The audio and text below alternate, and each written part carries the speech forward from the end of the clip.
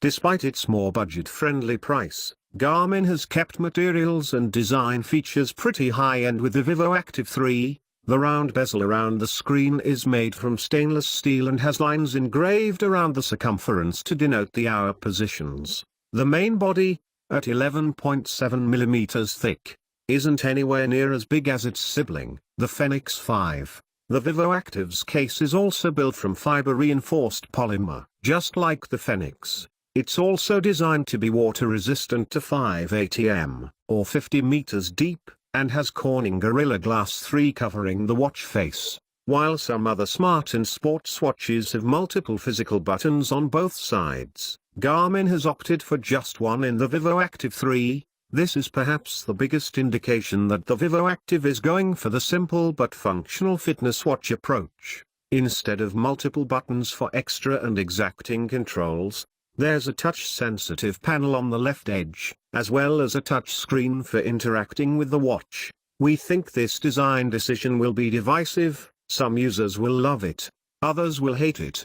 Those who are used to traditional sports watches and being able to just press a button while working out to set a lap, or skip through different screens to view different data won't like trying to use a touch screen while exercising. The touch panel on the Vivoactive 3's left edge reduces this frustration somewhat, but at the same time it's too easy to brush it accidentally. On the underside of the watch you'll find some now standard Garmin features, including a metal base with a built-in optical heart rate sensor. Above that is the proprietary Garmin 4-pin charging connection point. As for the all-important strap, here's one area you can tell Garmin saved a little on costs in the Vivoactive. It's a slim, 20mm strap which feels a little cheaper and slightly more crude than the straps you might get on something like the Apple Watch or even the Samsung Gear Sport.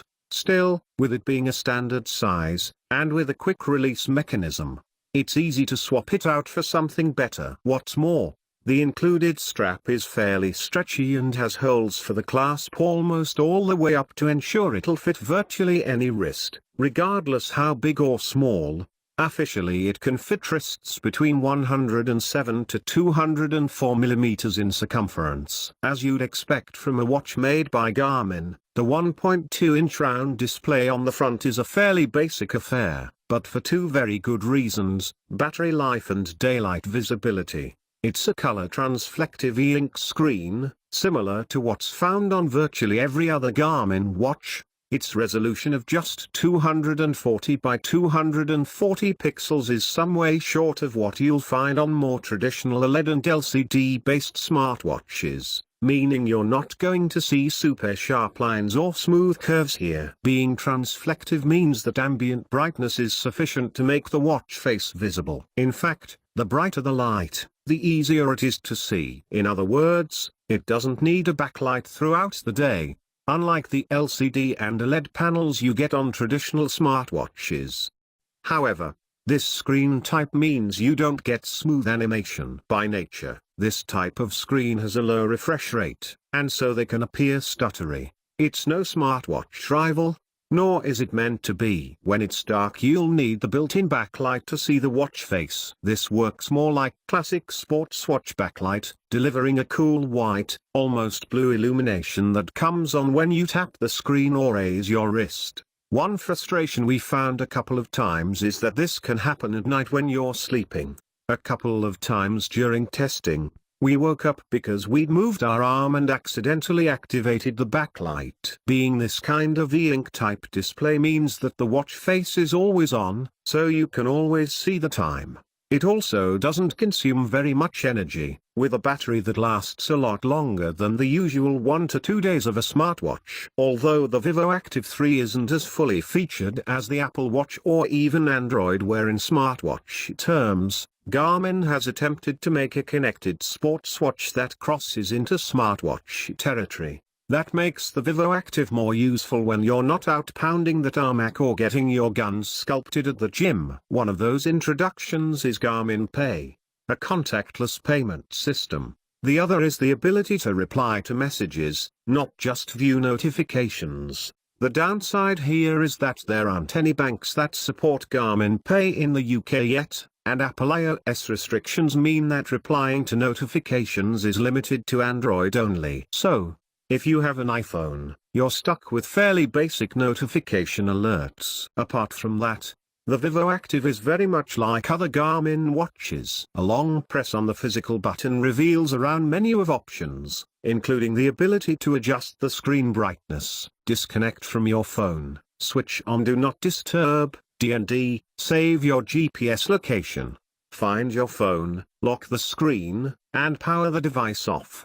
From the main watch face, swiping up or down on the screen or touch-sensitive edge scrolls through the widgets. This is where you view at-a-glance information from a selection of pre-installed apps. It includes the likes of upcoming calendar events, weather, activity, fitness progress data, music controls, heart rate and notifications. You can customize which appears here using the Garmin Connect app on your smartphone. Of course, you can customize the watch face somewhat as well, by just long pressing the touchscreen and tapping watch face. There are only a handful of preset watch faces installed, but you can tweak them to suit your style.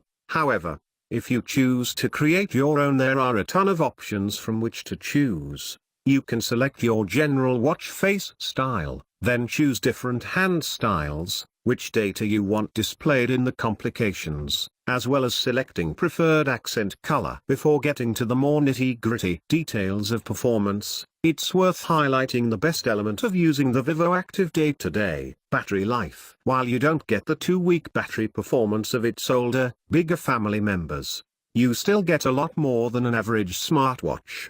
In our testing, using it day in day out, tracking sleep and taking it on 3-5 kilometers-ish runs, we got to the end of 6th day before it hit below 20%. At this point we plugged the Vivoactive into recharge, but it would certainly have made it through the next day if our anxiety could handle living with a watch indicating just 10% battery was left.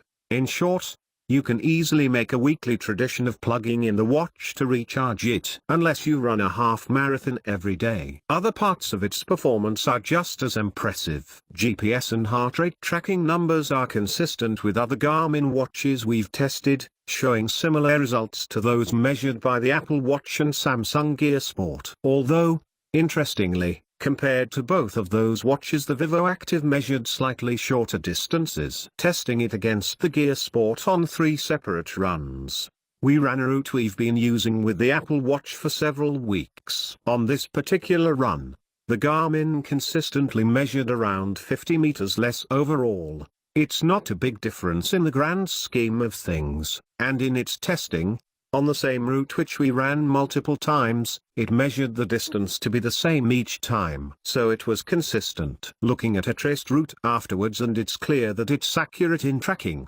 It didn't show us as running through houses at all, which some GPS devices can do when they don't register positional data often or aren't accurate. The Garmin's trace stuck pretty accurately to the paths and roads we used to test it on. There are a couple of performance elements we'd like to see improved. The first is how long it takes GPS to be ready. Like several other devices we've used, it can take anywhere between 10 to 30 seconds for the watch to lock onto its location before you can start your activity. It's not a deal breaker, but it can mean standing still in the cold for longer than preferable. Secondly, and this is something we've found on virtually every single wrist-based heart rate monitor, it would be nice if there was a heart rate tracking system that worked well during indoor HIIT, kettlebell workouts. The Vivoactive 3 either loses track of the heart rate, or measures it as being much lower than it is in reality. One other disappointing issue we found was in general connectivity. Using the Garmin with an iPhone, running iOS 11, there were a few times each week when we'd check the app to find the watch no longer connected, which meant it wasn't updating the app, and wasn't pushing through notifications to the watch. The only fix we found was to reboot the iPhone. One other absent feature, which is found in the higher-end Garmin devices, is a performance condition feature that helps gauge how much fitter you're getting, or how long you should rest for before attempting your next workout. The Vivoactive didn't show us this at all. And that's something we found key in ensuring we took the proper rest between running sessions. For years now, Garmin's core audience has been the serious runner. With the Vivoactive 3, and the continuous improvements made to the Connect app and the features added to watches, we sense the company is trying to shift that slightly. The Connect app has had a bit of an overhaul to the main interface, turning it into a card-based system designed to show your data. Only relevant cards show up to inform you of your activities for that day on the top of the first screen, then previous day's roundups are showed in cards beneath that. We love that Garmin Connect has the ability to track 16 different types of activity and isn't just for runners. It's a true all-rounder. This includes strength and cardio training, as well as swimming, elliptical training, treadmill, rowing, biking, as well as indoor machine-based tracking for running, biking and walking. We think the best thing about the app, however, is that it gives you both the basic overview for everyday statistics, but also the depth and detail you'd want from a proper sports watch. You can dig into insights showing you how your VO2 max is improving, see detailed information on your sleep pattern, running, heart rate and much more, while Garmin Connect shows the watch's strength as a sports tracker. It also shows the reason why it can't be considered a true smartwatch. There are virtually no native apps for popular services like social networking, banking, or anything for which you typically use a smartwatch. In the Vivoactive 3, Garmin has tried to build a device which is predominantly an everyday, normal person's, lifestyle-focused fitness watch.